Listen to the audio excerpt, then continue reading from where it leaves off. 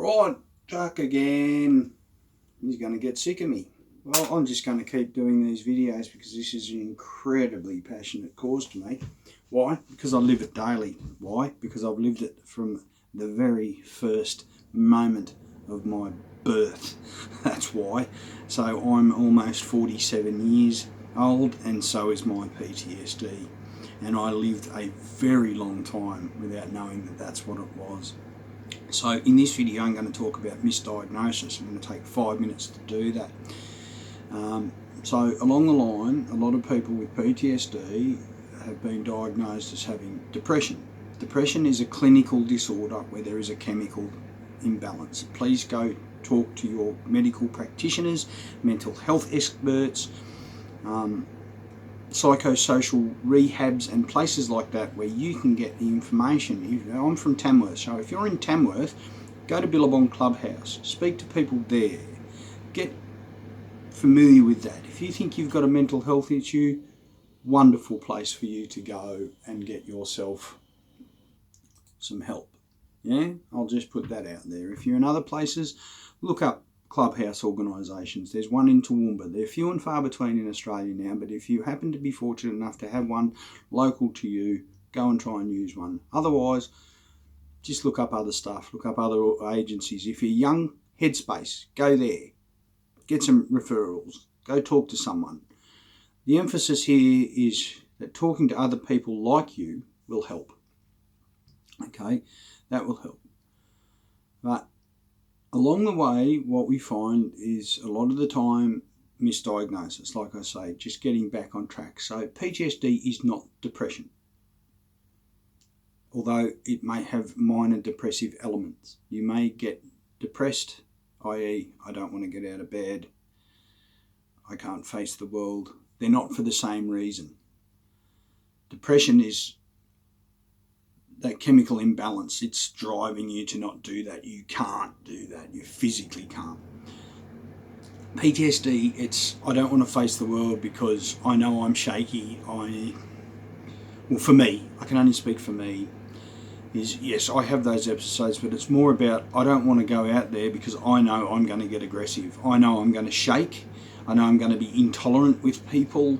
I know that for me today, if there's a line at the shops or, whatever, a little thing that shouldn't annoy you that much is going to annoy me. I can't face that today because I don't want to be a meanie. I don't want to hurt people.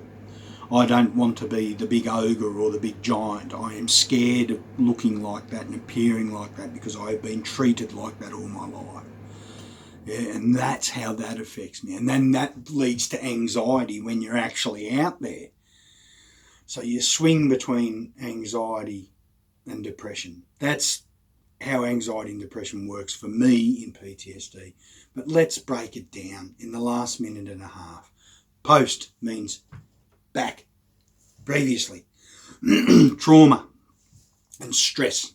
Now, the disorder just means that it affects your daily life so much that it's a disorder, it's out of order, right? That's why some of us just say PTS, because we don't like being labelled as though it's permanent, because it's not permanent. It can be beaten, or it can be controlled, it can be arrested, just like alcoholism. It's probably never going to be cured, but you can arrest it on a daily basis. Next video I'll deal with that. So the point I'm trying to make here is what happens is if I receive an activator, I'm not a person who says trigger, folks. So for those of you who like to run around saying trigger, trigger, trigger, trigger, trigger, when I say activator, your mind can tell you that I'm saying trigger, right? Because trigger's fucking attached to a gun. Why would a person who's had a gun held to his head say I'm triggered, right? I wouldn't. So if I have an activator, that activator can lead me to being intolerant, to putting overcompensatory behaviour. I shiver, I shake, all of this rubbish, everything else. I'm seen as though I'm angry or I'm a bad person or I'm just an abuser, I was put through those men making change behavioural courses many years ago as a way, because to get my daughter back in my life. they told me this shit doesn't work for people with mental health issues. I said, well, I'm not going to see my daughter unless I do this course. So I went through the course, and what it helped me do was look at me in a way that did help. But it helped me understand my PTSD and helped me understand what I actually had, because at the time they were saying I had other mental illnesses. Turns out I have what's called a bipolar affective disorder. So that's just, I swing. So as I described, I swing between depression and anxiety, and what is affected and why is because of my PTSD, you see? So that's how it is. Anyway, I've gone over 5 minutes. What I'm trying to get across is to give you a look at how this affects me, right? And what can be done to deal with it. And of course, talking about it. So just me actually talking about it reminds me what it is, that if I'm going out the door today, take some deep breaths, walk around the block a couple of times, expel some energy, do some weights, try to stay away from drugs and alcohol. Look, if I could smoke dope that was grown in the backyard that didn't have a shitload of growth chemicals or other chemicals in it, that had a nice balance of THC and CBD, I'd probably be okay. But that's not fucking legal yet, right? And because what that causes is financial issues. It causes all sorts of other issues, right, for people. So until governments get their fucking head around that shit and people stop promoting stupid fucking drinking things, then whatever. And I don't really care if people think, well, this guy's just fucking overly passionate, and think that's what this is. This is life or death for me. So that's it. Once again, trying to do a video in fucking 5 minutes. It's really hard to do. So I hope I've got the point across today that PTSD isn't depression and it isn't anxiety. It has elements. It comes from our past experiences. Something traumatic has happened to us. We've seen death. We've, first responders. I can't even tell you, what fireman experience. My dad was a fireman. He was in the Katoomba fires and the Blue Mountains fires in the 70s. What he would have seen would have been horrendous. He doesn't talk about it. He says, I was in those fires. That's it. So, doesn't tell me anything else. Doesn't tell me about anyone that's dead or anyone that didn't make it back.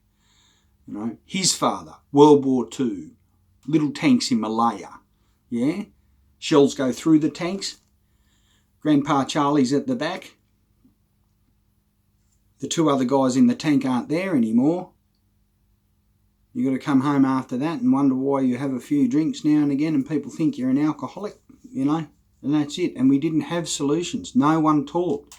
So the solution is talk. So please, come to PTS Free, make your own videos, tell your own experiences, be as passionate as you bloody well like, get it out, cry if you have to, because that's all part of the healing.